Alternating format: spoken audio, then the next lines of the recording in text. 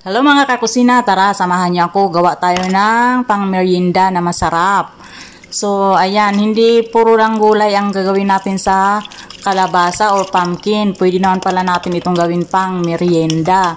So ayan, may kalahating pumpkin nga ako dyan. So binalatan ko lang siya at syempre in-slice ko din. Nilagyan ko siya ng gatas or fresh milk. Then hinap ko lang siya. At ayan, after natin ma-half cook, pinalamig ko lang siya ng konti, then isinalang na natin sa ating blender.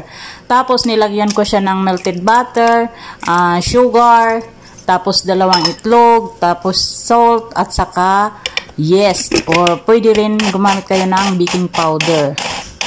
So ayan, after natin malagay, so i-blend na natin siya hanggang maging pino yung texture niya.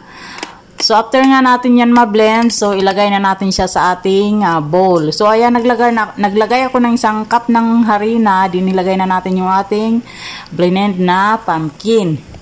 So halo-haloin lang natin hanggang mabuti, hanggang matanggal yung lumps.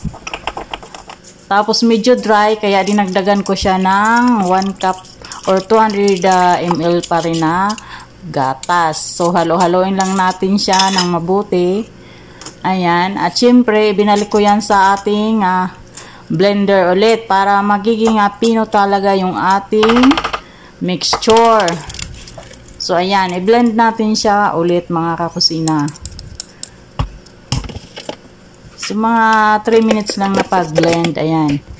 So after natin ma-blend, ayan, isali na natin siya sa ating mga photo molder.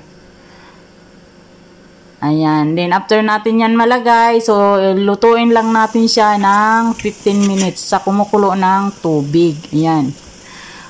O, salang na natin. At ayan na nga siya. O, diba? Ang sarap.